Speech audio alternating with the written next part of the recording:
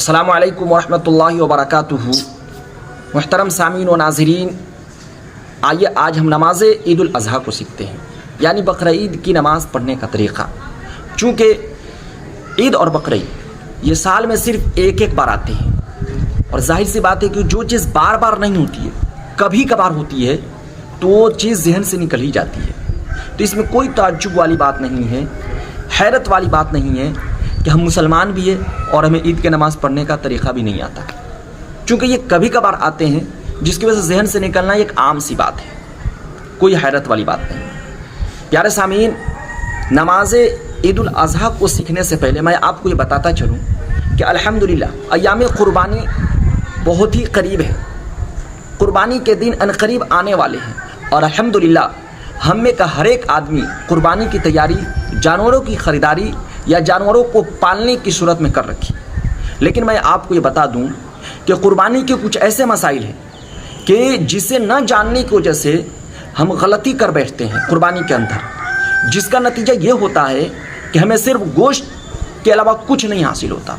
वो जानवर जिसको अपने खून के पसीने की रुपये से ख़रीदा था, वो जानवर जिसको हमने सालों 2 साल पाला था, लेकिन उसके बाद भी बड़ी तमन्ना के साथ अल्लाह के राह में पेश किया, लेकिन गलती की वजह से जो है ना उस कुर्बानी के सिवाय गोश्त के में कुछ हासिल नहीं होता। मोहतरम सामीन, अगर आप भी जानना चाहते हैं कि वो मसाइल क्या क्या हैं, कौन कौन से मसाइल हैं जिसके अंदर अक्सर लोग गलती कर बैठते हैं, तो इसी चैनल पर वो तमाम के तमाम वीडियो और तमाम के तमाम मसाइल डाले गए हैं।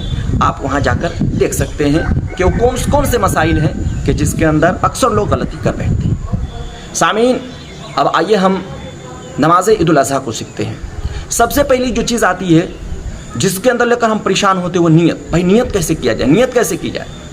देखिए, नियत दिल के इरादे का नाम है। नियत दिल के इरादे का नाम है। दिल में हमने सोच लिया, बस नियत हो गई, अलग से ज़बान से करने की कोई ज़रूरत नहीं है।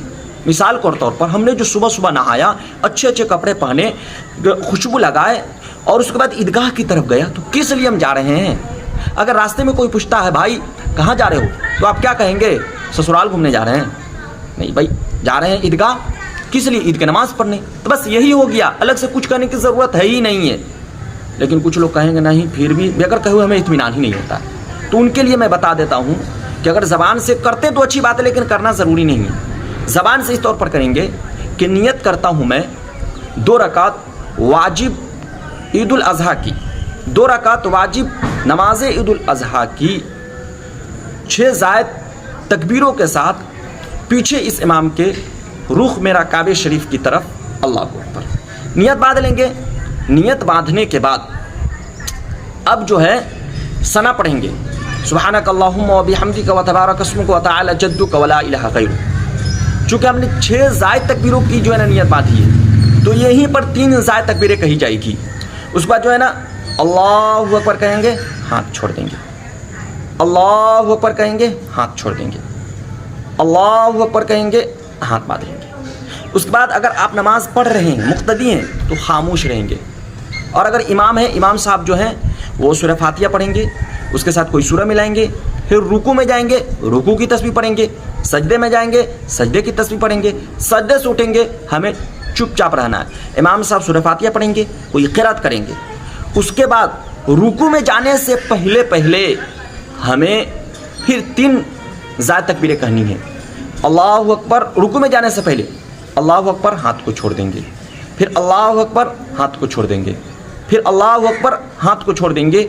अब अलग से जो है ना 4थी तकबीर, रुकू की जो तकबीर होती है, वो कहते हुए हम रुकू में जाएंगे, रुकू की तस्बीह हम भी पढ़ेंगे, इमाम साहब भी पढ़ेंगे। फिर सजदे में जाएंगे, सजदे की तस्बीह हम भी पढ़ेंगे, इमाम साहब भी पढ़ेंगे। उसके बाद जो है ना तशहुद, दुरूद और दुआए मासूरा पढ़कर सलाम फेर देंगे।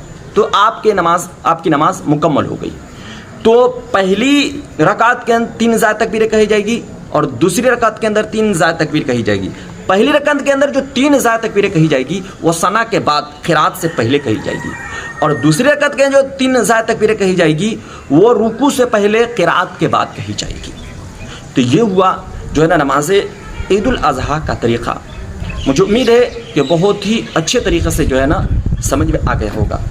अगर ये वीडियो अच्छी लगी हो तो इसी तरह के दीनी फ़ज़ाइल व मसाइल सुनने के लिए इस चैनल को सब्सक्राइब कर सकते हैं। अस्सलामु अलैकुम व रहमतुल्लाहि व बरकातुहू।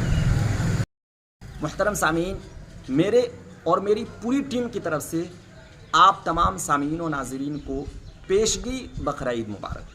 السلام علیکم ورحمۃ اللہ وبرکاتہ۔